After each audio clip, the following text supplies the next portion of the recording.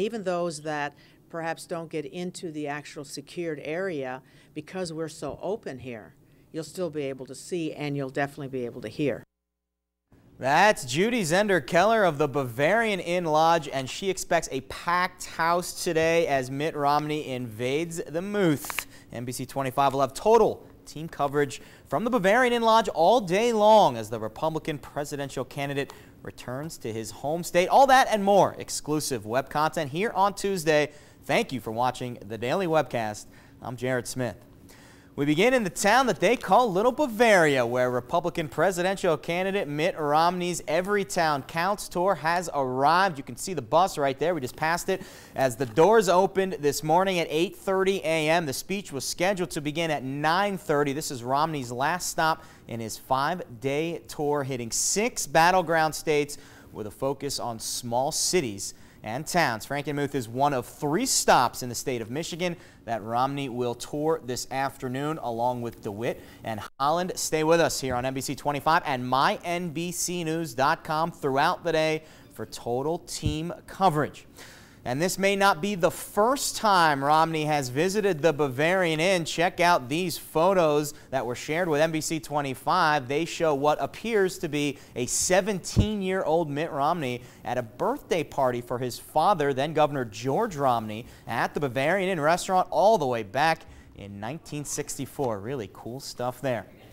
Time now to move on to our featured web video of the day, and for that we head over to the racetrack, where Michigan International Speedway seems to be the place for Dale Earnhardt Jr. He won again at Michigan's Quicken Loans 400 on Sunday. It's been a long time coming for Jr. to get a win, nearly 4 years at 143 races. Ironically, the last time he won was at Michigan on Father's Day. Since then, it's been a lot of close calls and heartbreaking defeats, not to mention questions on whether he could ever win again following his 19th Sprint Cup win. Jr. talked about how he's gotten through the past 4 years.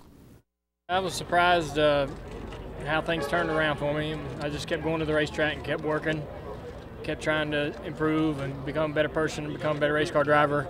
And a lot of things changed for me and started happening for me. And in this last year and a half, it's been really the best part of my career. It's been the best racing I've ever done.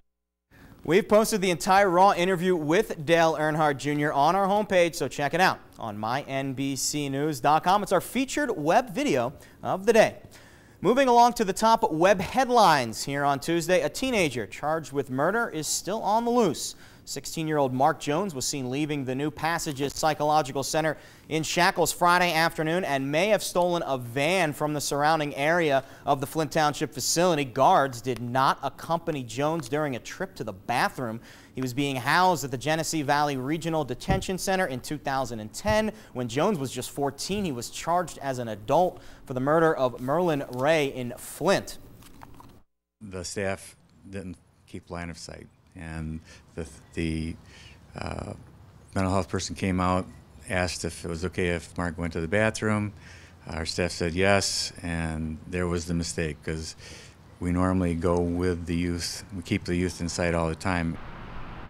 If you have any information on Jones's whereabouts, please call police immediately. Meanwhile, Governor Rick Snyder made a stop in Genesee County yesterday as he defended Flint's emergency manager Mike Brown during a visit to Flint, this coming just days after an angry public hearing at City Hall, during which Flint residents tore apart the city's new budget. Snyder says they will continue to work through the budget in a constructive way. The governor also talked about his recent unveiling of plans for a second bridge connecting Detroit and Windsor. The nearly $1 billion project could be one of his defining moments as governor. It's about more and better jobs for Michiganders. It's about international trade. It's about construction jobs. It's a win all around, and particularly then you add the aspect that the Canadians will be paying the costs on our side of the project. Also on Tuesday, Governor Snyder expected to sign bills banning synthetic marijuana and chemicals used to make those types of drugs.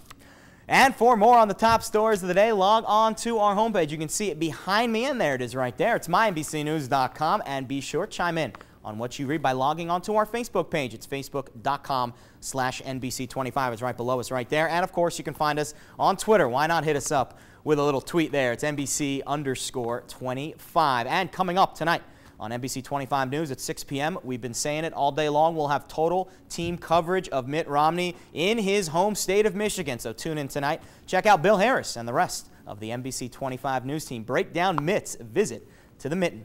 Well, that's what we've got cooking here on the web for Tuesday. Speaking of cooking, temperatures will be sizzling today across the state. For more on that, let's check in with Janet, who's got a look at your weather forecast. Janet?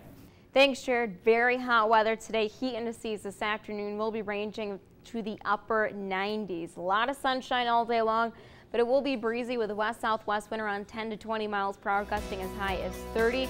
Tonight only down to the low 70s, so not much of a break still with the humidity. We'll be back to the 90s come tomorrow.